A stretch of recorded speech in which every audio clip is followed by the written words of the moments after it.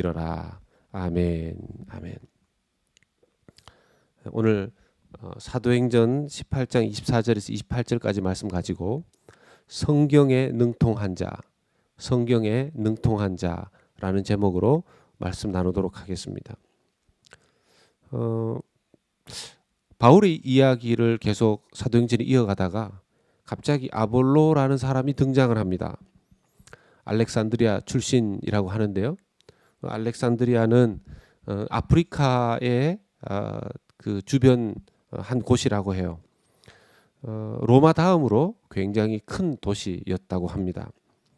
그런데 이 알렉산드리아 출신의 아볼로라는 사람이 어떻게 된 영문인지 어릴 적부터 예수님을 알았다고 합니다. 이 사람은 언변이 좋고 성경에 능통한 자라고도 성경이 소개하고 있습니다. 일찍이 주의 도를 배워서 열심으로 예수에 관한 것을 자세히 가르쳤다고 하는데 그가 어떻게 어릴 적부터 예수님을 배웠는지 전하게 되었는지는 성경에 자세히 기록되어 있지는 않습니다. 어떤 계기로 예수님 알게 되었는지는 그저 성경이 말하는 것은 성경에 능통한 자였고 언변이 좋은 자였다고 말합니다. 어느 정도로 그가 성경을 잘 알았으면 성경에 능통한 자였다고 말할 정도였는지요. 그래서 그는 회당에서 아주 담대하게 예수님을 전하는 사람이었습니다.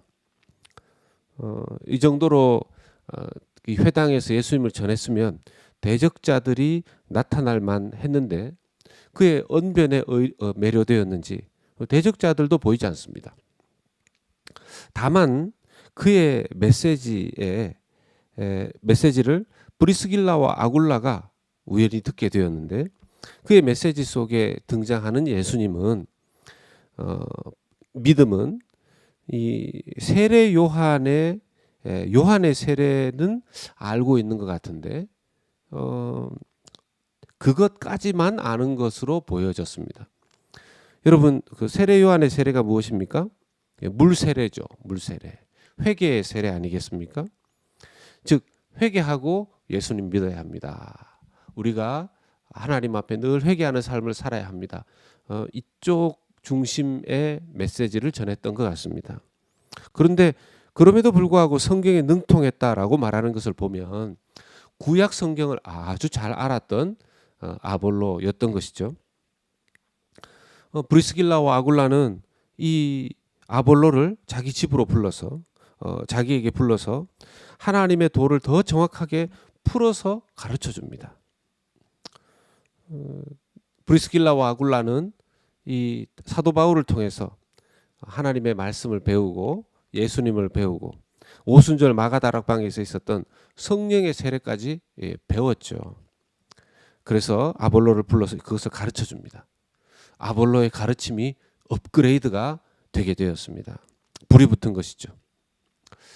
여러분 20세기에 유명한 설교자 중에 마틴 로이드 존즈가 있습니다.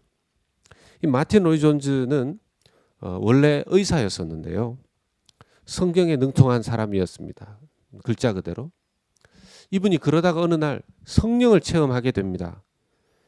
원래부터 성경을 잘 묵상하고 깊이 있게 이해하시던 분이셨는데 성령을 체험한 후에 이 마틴 로이드 존즈의 설교가 변화됩니다. 저 성령 세례를 받아야 된다라고까지 주장할 정도였었습니다. 사람들이 어떤 말에 설득될 때 세 가지 요소가 작용한다 그래요. 에토스와 파토스와 로고스라고 하는데 로고스 즉 이 설득적인 측면은 논리적인 측면은 사람을 설득할 때 10% 정도만 작용한다 그래요. 감정적인 측면인 파토스는 한 30%. 그리고 인격적인 측면인 에토스는 60% 정도가 작용한다고 합니다. 결국 이 말 언변만 잘해서 사람이 설득되어지는 것이 아닌 것이죠. 거기에 에토스의 부분, 파토스의 부분이 다 작용을 해야 되는데 사람이 그런 걸 다 갖춘 사람이 어디 있겠습니까? 그런데 말씀이 언변으로만 작동한 것이 아니라 성령께서 역사하심으로 말미암아 로고스의 측면 위에 성령의 파토스와 에토스까지 작용하는 것을 볼 수가 있는 것이죠.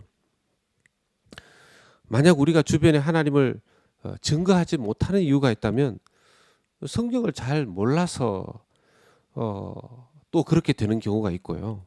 성경을 아는데도 불구하고 주변에 힘있게 또 정말 영적으로 설득하면서 복음을 전하고 말씀 전하지 못하는 이유가 있다면 성령을 힘입지 못해서 그럴 수 있다는 생각을 오늘 말씀 보면서 하게 됩니다. 저 자신에게 이 말씀을 대입해 봤습니다. 저 자신은 성경에 얼마나 능통한 사람인가. 성경을 성령에 힘입어서 정말 증거하고 있는 메시지를 전하고 있는 자인가. 이번에 시편 쓰기를 하면서 많은 성도들이 은혜를 받았다고 합니다. 아마 그동안 시편을 읽어 놓으셨지만 이렇게 쓰면서 정독한 적이 드물었기 때문이시겠죠. 적어도 시편에 있어서는 좀 더 능통해지시지 않았을까 생각이 됩니다. 놀랍게 여러분, 아볼로에게 이 성령 세례를 가르쳐주고 한 사람들은 평신도인 브리스길라와 아굴라였습니다. 그는 바울에게 배웠던 사람들이죠. 이렇게 배움의 연결고리가 이어진 것입니다. 이미 성경에 능통했던 아볼로가 브리스길라와 아굴라에게 배우는 것이죠. 그는 자기가 구약 성경에 능통하다고 그냥 그걸로 지내는 사람이 아니었습니다. 그것으로 교만해지는 사람이 아니었고 겸손하게 마음을 열고 계속해서 배우는 자세를 가지고 있었던 사람입니다. 여러분, 배움에 열려있지 않는 사람은 자기의 것만 주장합니다. 새로워지기가 어려운 것이죠. 제가 이전에 아는 한 집사님이 계셨습니다. 교회 안에서 교회가 어떻게 하면 어떻게 하는 것이 옳은가, 어떻게 하는 것이 틀렸는가, 교회의 의로움을 정말 그 의로움에 굉장히 그 관심이 많은 분이셨습니다. 교회도 오래 다니셨고 또 물론 또 본인도 정말 바르게 살려고 애를 쓰시는 분이셨습니다. 그런데 시간이 지나면서 이분이 자기의 말을 사람들이 잘 들어주지 않을 뿐만 아니라 자기가 그것에 어떤 선한 영향력도 없고 사람을 바꾸지도 못하고 자기에게도 뭔가 이것은 곤란하다 하는 생각을 하게 되신 것이죠. 그러면서 어느 날 이분이 깊은 회개와 변화의 시간을 경험하게 됩니다. 그리고서 이분이 시작한 것이 무엇이냐면 큐티이셨어요. 큐티. 매일 큐티를 하시게 된 겁니다. 교회 안에 큐티 사역에 연결되시면서 그냥 하루에 큐티를 뭐 몇십 분 이렇게 하는 정도가 아니고요. 하루에 큐티만 뭐 몇 시간씩 큐티를 하시고 블로그에 올리시고 그래도 성이 안 차는지 새벽 기도에 매일 나오셔서 눈물로 기도하시는 겁니다. 뭐 이렇게 이분이 하루 이틀 자기 자신에게 답답해서 아니면 뭐 교회에 답답해서 기도하시는가 말씀 보시는가 했는데 뭐 한 달, 두 달, 1년, 2년, 3년 정말 성경에 또 기도에 정말 목숨 걸고 참 비즈니스도 어려워지는 상황이셨는데 계속해서 정말 말씀에 매진하는 모습을 보았습니다. 그리고 나서 이분이요 정말 말씀에 성경에 능통한 분이 되셨어요. 그분이 비즈니스도 회복했을 뿐만 아니라 지금은 성경을 가르치는 분이 되셨습니다. 성경을 정말 잘 가르치는 분이 되셨어요. 제가 이분의 가르침을 저도 들어보면요. 제가 이전에 알고 있었던 그분이 맞는가 하는 생각이 들 정도이고 정말 은혜를 받습니다. 그분에게 배웁니다.